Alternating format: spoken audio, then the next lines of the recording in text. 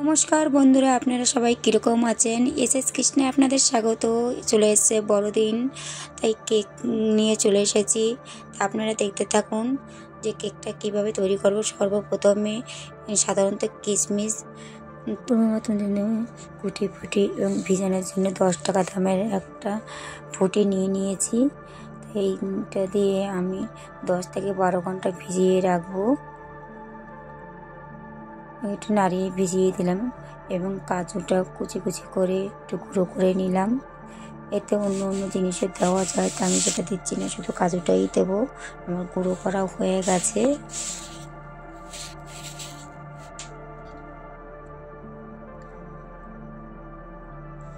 নিয়েছি দুধ, এটা কিন্তু গরুর দুধ, এবং গরমও না ঠান্ডাও না, উষ্ণ গরম। আমি 1 বাটি গরুর দুধ নিয়ে নিলাম।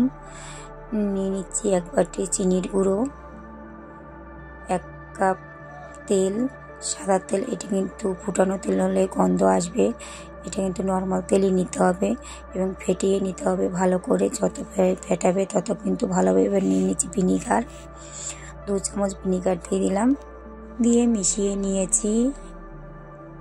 এবার দিয়ে দিচ্ছি 2 বাটি ময়দা। আমি কিন্তু ময়দা দিয়েই করব, তোমরা ময়দার সাথে আটাও ব্যবহার করতে পারো। আমি এইটা কিন্তু ভালো করে ফেটিয়ে নেব। এটা যত ফেটানো হবে তত কিন্তু কেকটা ভালোই ফুলবে।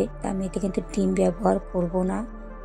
দেখো আমার ফেটানো কিছুটা হয়েছে, এখনও কিন্তু হয়নি। এটা আমি রেখে দেবো আধা ঘন্টার জন্য। দেখো আধা ঘন্টার জন্য আমি ঢেকে রেখে দিলাম। আধা ঘন্টা পরে চলে আসছি। প্যানটা গ্যাসে বসিয়ে দিয়েছি এবং 100 গ্রামের মতন চিনি নিয়ে নিলাম। এতে ক্যারামেল করে নেবো।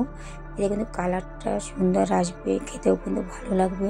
দেখো চিনিটা দিয়ে দিয়েছি, এতে কিন্তু হাত দেবো না বা নাড়াও দেবো না। যখন পুরো দেখো একটু লালচে লালচে হয়ে গেছে, এবার একটু নাড়িয়ে দিচ্ছি। চিনিটা কিন্তু 1 ফোঁটাও জল দেইনি আমি।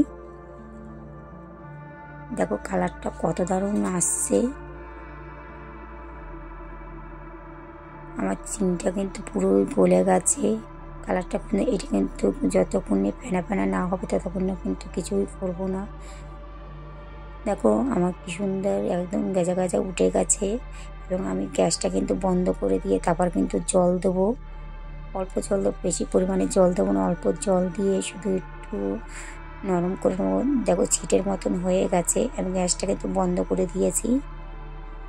হালকা জল দিয়ে এটা কিন্তু আমি পাতলা করে নেবো একদম। কালারটা খুবই সুন্দর এসছে, কেকের কালারটাও দারুণ আসবে। আমার কিন্তু ক্যারামেলটা পুরোই তৈরি করা হয়ে গেছে। আমি আধা ঘন্টা পরে চলে এসেছি।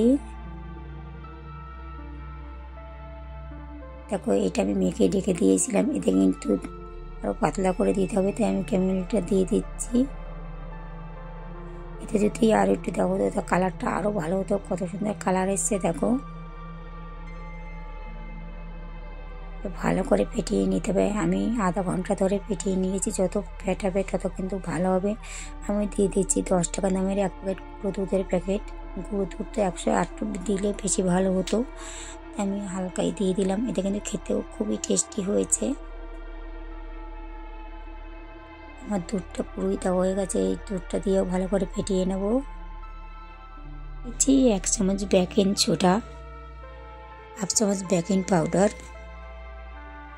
এবার দিয়েছি ভিনিগার, 1 চিপি ভিনিগার দিয়ে দিলাম। এটা কিন্তু ভালোই করে। দেখো আমি বেকিং সোডা এবং বেকিং পাউডারের মতন দিয়ে দিয়েছিলাম, কি সুন্দর গেজায় ফুলে উঠেছে। তো আমি এটা দিয়ে মেখে আরও আধা ঘন্টা মতন রেখে দেবো। এটা কিন্তু ভালো করে ফেটাতে হবে।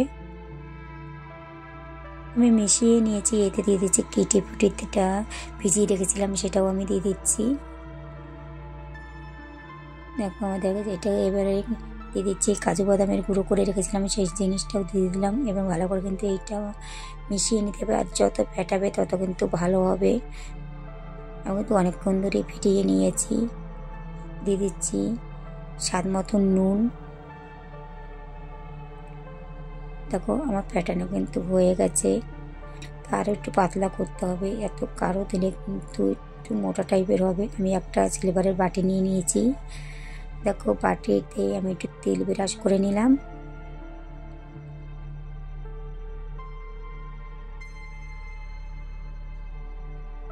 আমার তেল ব্রাশ করা হয়ে গেছে। তোমরা বাটার পেপারও দিতে পারো। আমি সাদা একটা কাগজ নিয়ে আমি গোল করে কেটে নিয়ে আর চাদরে একটু কাগজ দিয়ে ভালো করে লাগিয়ে দেবো। দেখো আমার কাগজ হয়ে গেছে। এবার কাগজের উপর একটু তেল দিয়ে তেল ব্রাশ করে নিয়েছি। আমি দুটো বাটি কিন্তু তৈরি করে নিয়েছি এইভাবেই। তো এই বাটির উপরে আমি কেকের ব্যাটারটা দিয়ে দেবো। দেখো কেকের ব্যাটারটা কিন্তু আমি পুরো দেবো না, হাফ বাটি দেবো। দেখো এবার একটু এরকম টাকিয়ে দিতে হবে। টাকিয়ে দিলে কি হবে, ফাঁকা থাকলে সেটা কিন্তু মিশে যাবে।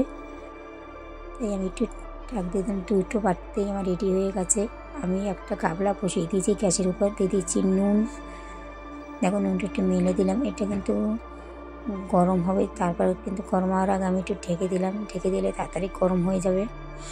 আর একটা বসিয়ে দিচ্ছি কড়াইয়ের ভিতরে একটা স্ট্যান্ড দিয়ে দিলাম। গামলার ভিতর যদি ছোটো থাকে তাহলে সাঁড়াশি তোমরা ব্যবহার করতে পারতো। আমি সাঁড়াশি দিয়েই বসিয়ে দিয়েছি।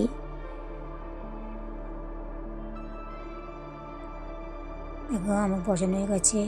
আর আমি এটা কড়াইয়ের ভিতরে বসিয়ে দিলাম। এবার কিন্তু এটা ঢেকে দেবো। ঢাকা দিয়েছি। দেখো আমি আধা ঘন্টা পরে 30 থেকে 45 মিনিট পরে তুলে কাজু বাদামটা দিয়ে দিচ্ছি। একটু নরম নরম দেখো কি সুন্দর ফুলে উঠেছে।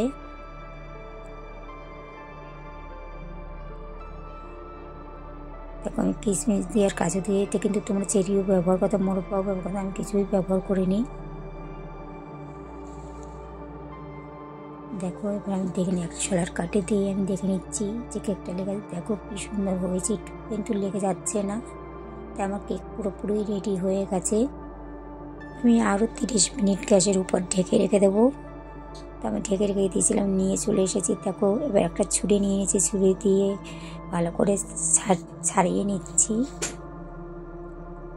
এভাবে কিন্তু ছাড়িয়ে নেবে, তাহলে কেকটা কিন্তু সুন্দর উঠবে।